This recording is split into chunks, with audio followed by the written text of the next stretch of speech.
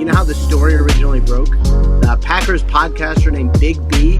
Shut up, Big B. Jamal Williams is inside the 30, out in front, a Green Bay touchdown.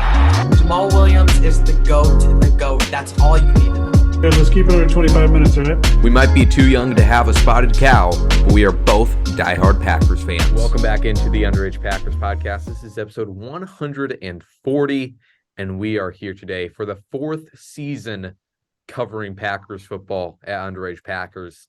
I know our friends Corey and Aaron at Cheesehead TV, they were just talking how this is their 16th season, so we're a little bit farther off than that. But fourth season, our first game, I still remember previewing it with the aforementioned Aaron Nagler, week 1, 2020, Packers versus Vikings. That was a heck of a game. But it's Bears week. It's NFL week. Big B, how are we feeling? Oh, I am so pumped. I am so ready to finally shut up all the Bears fans. I've been talking all this nonsense for months about how they're going to take the North, how their team is so good, even though they barely did anything to the team that went 3-14 last year. I am just so ready for them to finally be quiet once again. Yeah, I don't know what's gotten into Bears fans and this weird confidence. Like I said on Twitter, I admire their confidence in a team that went 3-14 last year. Like I wish I had that amount of confidence in myself. But as I said last week too, here at Mizzou, I've met plenty of Bears fans who have very high expectations for this season. And us as Packers fans, we don't know what the season is going to look like either. So I guess you could say we're in the same place in some sorts, but I'm confident in this Packers team, and I am very excited for this week 1 game. Now, before we get into this game specifically, it is, as we are recording this, Thursday the 7th of September, it is a 43-year anniversary of one of the most unbelievable moments in Packers-Bears rival history, and that is the time when cocaine head Chester Markle took the field goal, the extra point, to the house. Amazing play. I would ask for your memories on that, Big B, but that is obviously 33 years prior to our time. Yeah. But Green Bay currently leads the series 105-95-6. So let's hope we can extend that on Sunday. So some of the first things coming out of practice this week for the Green Bay Packers, some concerning things, mainly Christian Watson and Romeo Doubs, both not participating on Wednesday's practice, both of them hamstring injuries. You also have Dontavian Wicks with a hamstring injury. So I don't know what's going on with all these hammies that the Packers are breaking, but I mean, more hams are getting cut up than a deli shop at this point. I'm proud of myself for that one there. That's pretty good. Thank you. So if the Packers don't have Doubs and Watson in this game, I am slightly concerned, because not only for, of course, the game aspect of it, but I also can't have public opinion of Jordan Love being based off of a game where he is running out there with Malik Heath as number 1 wide receiver. And I love Malik Heath. I think he's going to be good, but I don't want him in his first game ever as an undrafted free agent to be the number 1 wide receiver for the Packers. So, if those top 3 guys are out, we're looking at, like I said, Malik Heath, and then Luke Musgrave as your main guy out there. Like, I think even above Malik Heath, you're looking at Luke Musgrave being more involved in the game plan. And, this wide receiver inexperienced room has been a talking point all offseason long. And now very early on in the season, we might be finding the side effects of that, or, the bad effects of it. Big B, what are your thoughts? But the good part about that is Romeo and Wicks seem like they're going to play Sunday. Yes. So hopefully everything will be fine and those guys will be out there. But I really hope Watson gets out there, because if not, that's going to be a real disadvantage for the Packers not having their top guy out there. He brings so much to this team in so many different aspects that'll be a huge loss for the offense. Yeah, I mean, he just does so much in the deep game And, we saw last year in the few games, once Watson had proved himself, that when they didn't have that deep weapon, the offense was just so limited and they could not do anything past 10 yards. So they really need to have Watson out there. And then Dobbs, is obviously great, but can he do some of that wide receiver one stuff that Watson does so often? Will be the question. A He's game pretty that, much the wide receiver too. I think he's yeah, the main wide receiver two guy on this roster. Clearly, I think he can be a wide receiver one type guy, but he fits much better as a wide receiver two, in my opinion. yeah, for sure. Just what his skill set entails of. Yeah. A game that comes to mind with these wide receiver injuries is, of course, the Arizona Cardinals game in 2021, where I posted this earlier on Twitter of the Packers came in Thursday night against Arizona. Arizona was 7-0 at the time. They, were the hottest thing since sliced bread. And the Packers come in there and they beat them off of a Rasul Douglas interception to end the game. And the important part of that game was the fact that they didn't have Devontae Adams, didn't have Alan Lazard. So their leading receiver for the game was Aaron Jones. Following him was Robert Tonyan. And then it was Juwan Winfrey. Hey, we got Randall Cobb. Winfrey. Oh, Randall Cobb. Randall Cobb was in there too. 2 tutties. Exactly. That is true. He had a great game that day. Yeah. But it does show you that Matt LaFleur can win without his top wide receivers out there. The biggest question, obviously, though, is, in that game it was Aaron Rodgers. In this game, it's going to be Jordan Love. I finally have the stat line pulled up for this game. Juwan Winfrey, the leading wide receiver, 4 receptions for 30 yards. Jose Aguara, Randall Cobb, 3 receptions for 15, 2 of those being touchdowns. EQ St. Brown, 2 for 12. Amari Rodgers, 1 for 7. I mean, what a stat line there. But yeah, the one good thing about this is if it is Malik Heath out there, and some of the other bottom of the roster guys, Samari Torre as well, I would expect if both Watson and Dobbs aren't able to go, that they'd probably elevate Grant DuBose from the practice squad. Yeah. So, the good thing about that is that Jordan Love probably does have more experience with those guys in practice than Aaron Rodgers ever did with Juwan Winfrey and EQ St. Brown. Yeah. So wide receiver group is concerning. We'll have to see what that looks like on game day. One positive bit of injury news, somebody that seems to be doing good is Rashawn Gary, though. I really went into this offseason thinking, we'll probably get him back, like midway through the season here. But it seems like he's going to play against Chicago, which is absolutely insane. Amazing. And maybe it's just bad memory for us as Packers fans, seeing David Bakhtiari, still now dealing with the after effects of his ACL injury. Maybe it's Zadarius Smith and his weird back injury situation that has kind of scarred us from a normal, quote unquote, back injury, from a normal injury recovery. So I am so excited to see Rashawn Gary out there. If he doesn't end up playing, that's fine. And honestly, I don't know, I'm happy that he's going to play just because of how quickly he's recovered. But if he doesn't end up playing, I'm fine with that. I have no problem with resting him for a few more weeks because of how young he is. Probably going to hopefully end up extending him sometime soon with Nick Bosa's 5-year, $170 million deal setting the standard for pass rushers. But I'd want Rashawn to play for 10 years and not 10 games. Yes. Basically. So that would be really exciting to have Rashawn out there.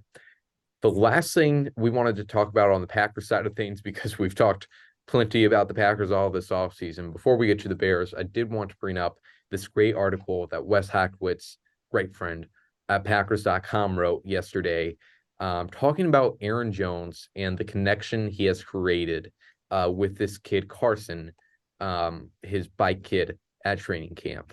and I'm not gonna give a full summary of the article, but basically, this kid Carson met Aaron like a few years ago when he was really little, and ever since then he has been Jones' bike kid. And Jones put in the effort to get to know Carson, get to know his family. He found out that his father was incarcerated, so Jones has made it his mission to spend time with this kid, be a father figure for him.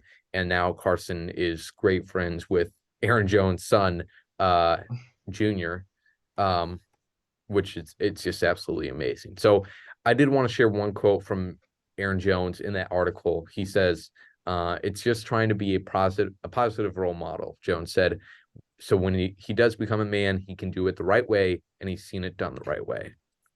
I mean, Aaron I love that. Jones, me too. Just an outstanding human being. It's amazing. So, Can't get much better of a human being than Aaron Jones, and I no, think I think everybody should take after Aaron Jones because he is a one of a kind human and just like amazing. He's just so awesome. I love him so yeah, much.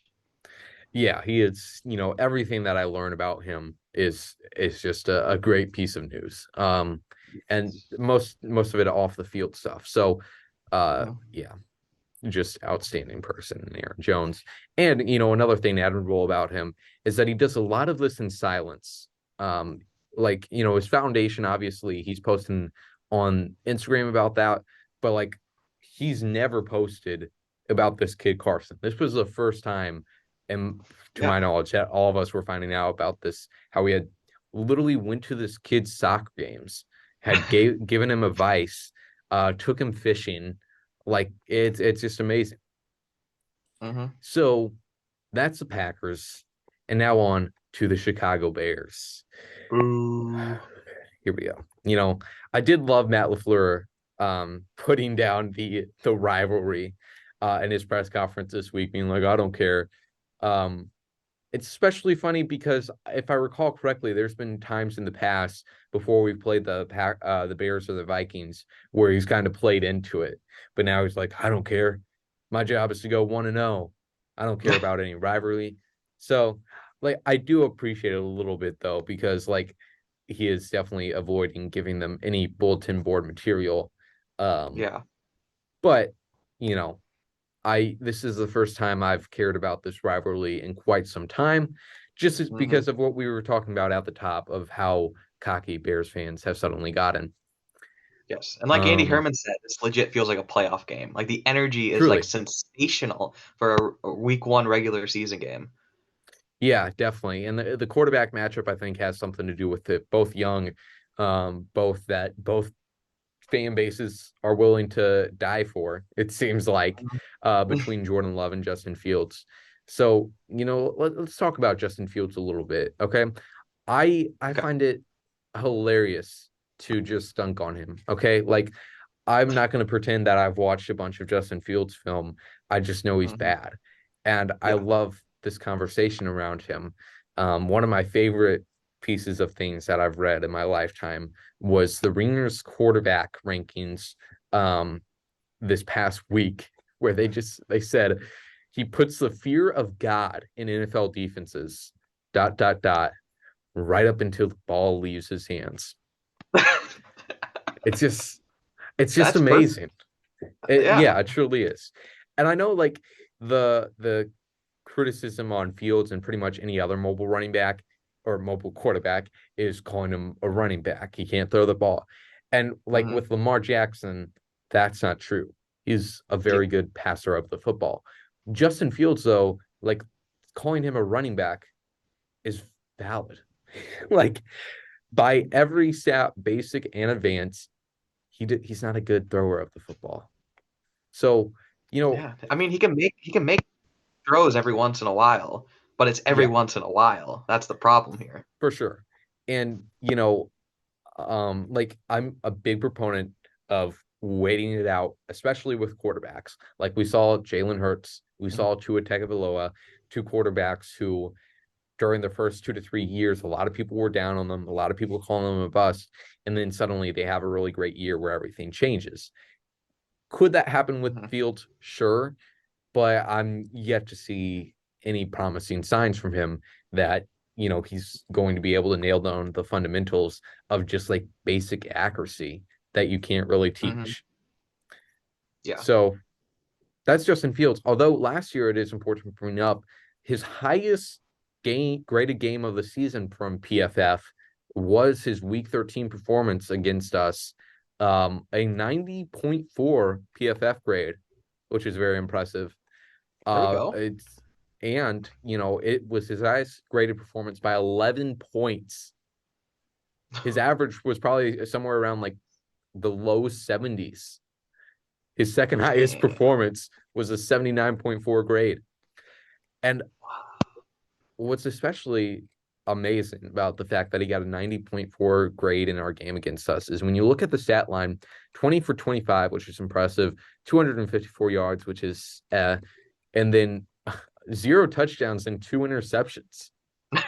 So, like, maybe they are just Jeez. grading on a different scale for Justin Fields. I don't know. Maybe probably rushing probably incorporates Yeah. into the grade. So he did have a pretty Yeah. nice game. Yeah. So, I mean, the rushing, you bring up a good point. We make fun of him for being a running back, but Packers are going to have to look out for that. They, last year did a better job at stopping mobile quarterbacks. In 2021, though, it was just terrible with mobile quarterbacks. I remember Ryan Tannehill having a day on us on his legs. But, I feel confident in Quay Walker mainly to be that guy to track down Fields all day as he's scrambling around. Oh yeah. Now, besides Fields, one of the biggest issues for the Bears last year was their offensive line and their wide receivers and, everything on their offense. But specifically, their offensive line was just terrible, did not help Justin Fields one bit. They did this offseason sign a guard, Nate Davis, established veteran, but he has not practiced as of recent. And there's no injury designation at all. Like on the injury report for Nate Davis, it says did not participate, reason personal. Which I don't mean to speculate on what's going on, but it's just weird that they haven't said anything. And especially that Davis was at practice either today or yesterday. He was at practice talking to Matt Eberflus, but was in a hoodie, not practicing. So I'm not sure what's going on there, but they really tried to improve their offensive line this offseason, but doesn't look like they're going to be healthy for week 1. You have their left tackle, Tevin Jenkins, who is pretty solid for them. He's not going to be in this week 1 game. He's injured. So they're already having to move quite a bit of pieces along the line. We have a familiar name. Lucas Patrick is going to be starting at center for the Bears, it seems. So let's go, Lucas. Of go, course, buddy. yeah. I've always been a big fan of Lucas Patrick, one of those classic Packers offensive linemen of draft and develop for sure, even though he was undrafted. But you get what I mean. Yeah, that mustache too, that little electric. Amazing. Miss dearly. Yeah, for sure. And then at right tackle, they're going to have their rookie Darnell Wright from Tennessee, who I love, starting at right tackle, but he is going to be a rookie. So maybe Rashawn Gary will feast. I'm looking forward to that. Oh yeah. I think anything else you want to bring up on the Bears, Big B? Oh boy, they suck. I just cannot wait until we drop 40 on them and Jordan has a career day and it's going to be sensational. And I just want to beat them so bad. And if we don't, I might delete every social media account I have. Yeah, I mean, one player we did forget to talk about that they added in the offseason was DJ Moore. He was a great player. Interested to see what they have drawn up for him. They obviously also had Darnell Mooney in that room. At tight end, they have Robert Tonyan and Mercedes Lewis. So their offense is at a much better place than it was last year, but still not great. I mean, they can have as many weapons as they want, but they have to have a quarterback to get them the football, and that's a problem for them right now also. Yeah, absolutely. Oh yeah. All right. That's all we got on Chicago. Now let's get into some prompts, some bold takes, and everything for the Sunday game. First Let's off, go. the biggest question, biggest concern we have going into this game, for me, I'm centering it around Jordan Love and how does he deal with pressure? Not only in the sense of pressure from pass rushers, having a busy pocket, but also how does he react to game time situations where he has to be clutch? For the pressure of the defense, I just want to see how he's throwing off balance. We saw a lot of good stuff from Jordan on the run in the preseason, but how does he do it in a game situation when he's going up against very good starting NFL pass rushers? And then for the game situation stuff, just I feel like that would be a pretty good indicator of how his career is going to go based on how he reacts to those clutch situations. Big B, you got something on defense. What's your biggest concern for this Packers game? All right. It is how will Kashawn Nixon look in his first start in the slot? I Mm-hmm. know he started in the slot last year, week 3, was absolutely phenomenal. But I was completely confident up until today when I watched Andy Herman, Aaron Nagler's Cheesehead TV video where they do their little thing every week. And Nagler said that Kashawn Nixon didn't look that great in the slot and got beat a lot. And there some Yep. days did not look very pretty for Kashawn Nixon. And now I regret hyping up Kashawn Nixon on the Instagram comments. But I am very curious to see how he does now. Like I said, he looked great week 3. I think he can perform pretty well in the slot. But when you have guys like Jair Alexander, who locks down pretty much a whole side of the field, Rasul Douglas, who had a phenomenal offseason and is a pick artist, and all the quarterbacks are going to be targeting Kashawn Nixon, and then they'll probably focus on him early in the season until they learn, or he learns, or quarterbacks learn that he can hold up on his own out there. Yeah, definitely. It's going to be interesting to see how Keyshawn does in his new role. I think he can play, but Yeah. it's a lot to take on for sure. We saw Rasul Douglas last year when he was put into that position. You could say struggled, but also just was not the best way to use them on Joe Barry's part. He was terrible in the slot. Let's not sugarcoat this. He was dog doo-doo in the slot. Like, he was awful. Okay. Okay. I appreciate your honesty there, and that is Yeah. as right as honest as the answer you can get from somebody who, when asked by Matt LaFleur, surrounded by the whole Packers roster, who his favorite player was, Sad Rasul. So I appreciate your honesty in that take. Of course. All right, next up, keys to the game here. I'm going to say controlling the running game on both ends here. Not both ends of the field, but both sides of the ball. Khalil Herbert had a day last year against us. Yes. Need to stop that. All right. Would love to see improvement in the running game, but I'm not expecting that for this season. We need to be able to contain both Justin Fields, Khalil Herbert, and the other host of running backs the Bears have. And then you also, Aaron Jones, AJ Dillon, probably without at least one of those top 3 wide receivers in the game, really going to need them to take on a bigger role. And hopefully Matt gives them that opportunity and does not try to force the passing game with a scarce group. Big B, what is your key to the game for Green Bay? All right, I'm going to say getting the jitters out early. Hopefully the preseason helped with this. We've seen the Packers absolutely look asleep, I would say, the past few years, week 1. But hopefully the preseason helped with that. And there's just so much young talent on this roster. A lot of them going in their first NFL games, first starts in their careers. We got to get the jitters out early, and whoever gets the jitters out early and quick enough will probably win this game. Yeah, I'd agree with you there. A lot of games last year where they just came out looking dead.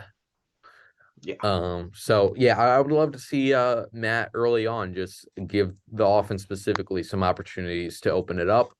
Hey, just like he did last year against Minnesota, Christian Watson bomb play on the first play of the year. Finally, not specifically for this game, But for the season overall, I want to steal a page out of the Reader NFL podcast book and do a time capsule take. So basically, bold prediction for the season that we are going to open up at the end of the year and see how we did, see what our prediction was like. And my prediction is that the Packers are going to have the best defense in the NFC North. And Damn, really, they really hyped you up, didn't they? They got you again, didn't they? They got you, yeah, right? Yeah. I am falling Mhm. for this trap once again. But like, Of here's the course. thing: I don't even think the Packers defense is going to be in the top half of the league. Like, I don't think they're going to be extraordinary. I think they're going to only be mildly improved from what we saw last year.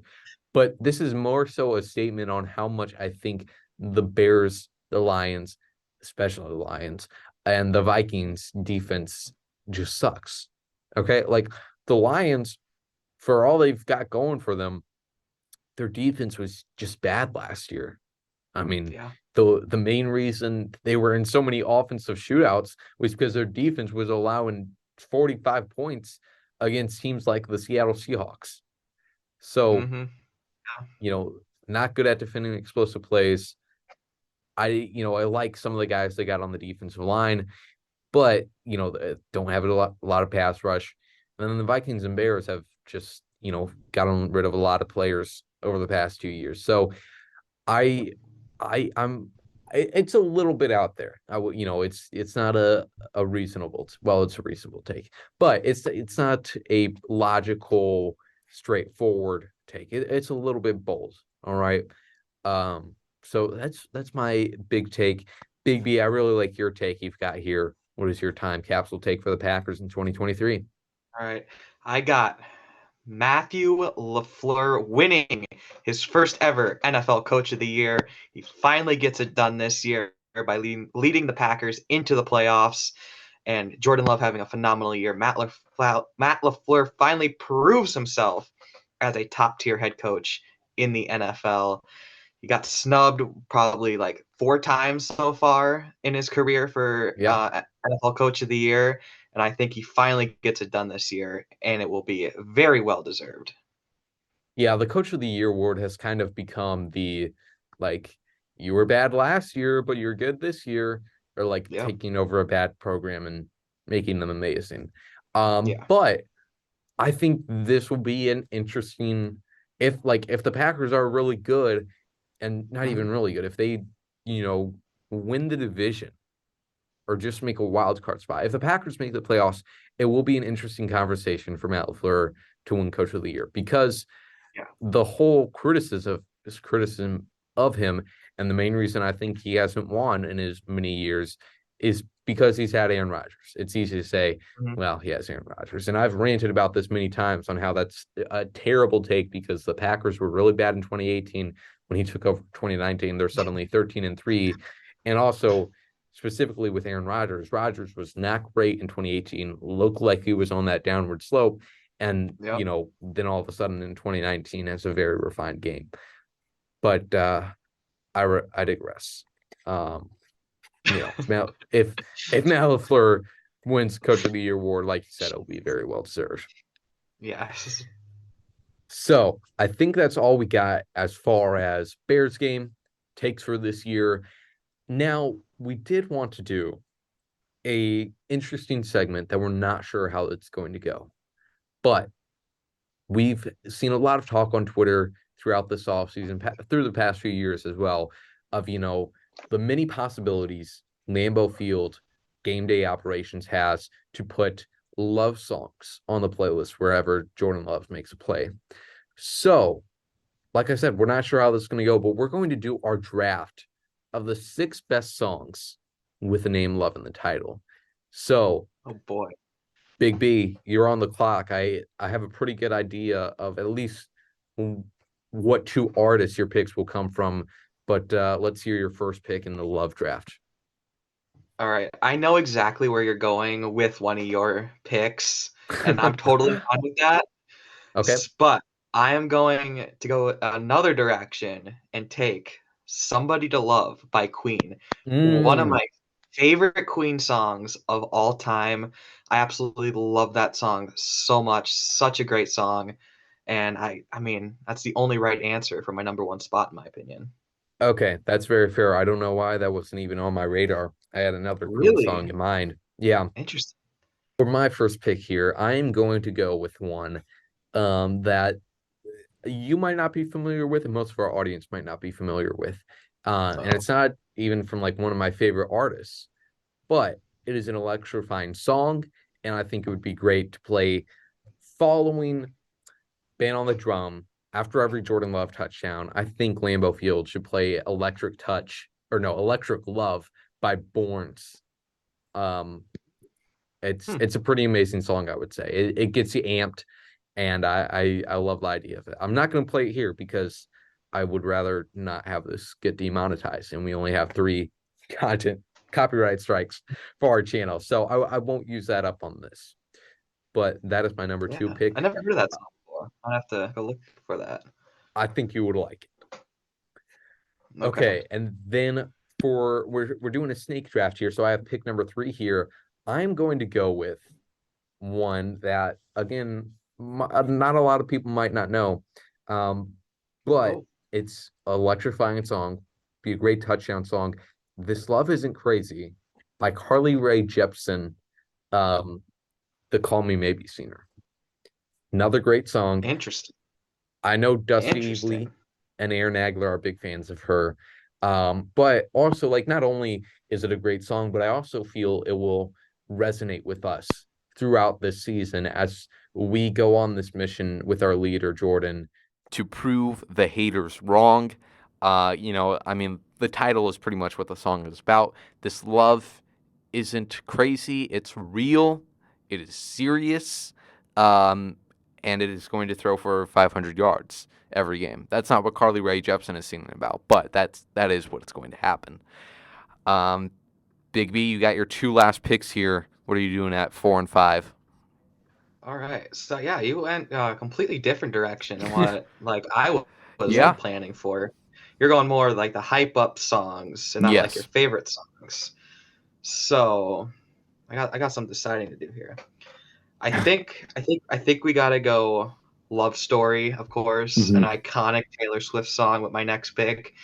A song I thought you were actually gonna pick. Yeah. And that's what I was referring to was Love Story. So I'll take that. That seems like a steal right there. Okay. And then got a lot of options here, but I'm gonna go with "Power of My Love" by Elvis Presley. That song is very underrated. That's a really good song. Um, one of my favorite Elvis Presley songs. Kind of more upbeat song compared to some of his other songs. It's up there with the more upbeat ones. I think Okay. that would be a great song that they could play at Lambeau. I would certainly get hype. I know all the old people sitting down would get hype, probably stand Yeah. up, start dancing and Shoot. start and get a little rowdy. So I think that's a good direction to go if you were working at Lambeau and was in charge of this. If that's what we need to do, if we need to play like the 50s playlist during gold package games to get those people out of their seats, I'm down for that. Yeah, I will even help. I volunteer myself to help with that playlist. Wow. Okay. That's Yeah. great. For my last pick here, I'm very proud of this pick, and also lyrically connects to Jordan Love and the Packers season. If you're imaginative enough, it's one from Rihanna. We Found Love, and I chose this one specifically not only because it's a great song, but also because of the main lyric, and I guess you could say the thesis of the song of "We found love in a hopeless space. We have found the one." Even in 2020, when the Packers front office was getting loads of heat for the draft pick of Jordan Love in the first round, they found him. They got him. They got their guy in their next Hall of Fame quarterback.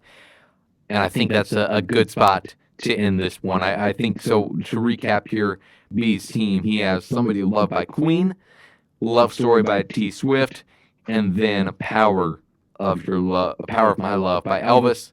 And then I went the more 2010s route here, Electric Love by Borns, This Love Isn't Crazy by Carly Rae Jepsen, and then rounded it off with We Found Love by Rihanna. So 6 great songs, I would say there. And I'm sure the Packers team there will have plenty of fun with those love songs all season long. And I'm looking forward to all of the love puns we see on our Twitter feed come Sunday. I can't wait. It's gonna be lovely. Ha ha ha. All right, that's enough. No, I'm sorry. I'll shut up. All right, we're gonna hit it off there though. Packers versus Bears, Week 1, 3:30 kickoff. Going to be exciting. Big B, let me get your confidence meter 0 to 100% on the Packers going 1-0 this weekend. About at 93%. That's where we're at. Very early in the week and pretty much this whole offseason, I was pretty much at 100%. But it's just in me, like midway through every game week, I'm like, what if they lose? What if they get blown out?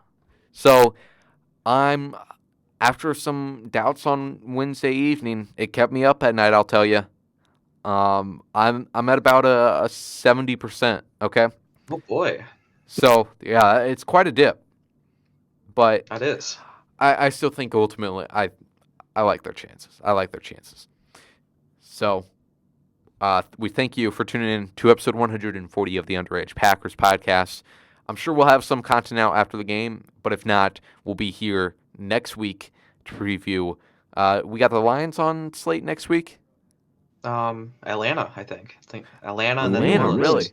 Okay, yes, Atlanta next week, and then they open their home schedule against New Orleans in week 3. So we will talk to you then. Make sure to follow us on all the social medias, and go Pack Go.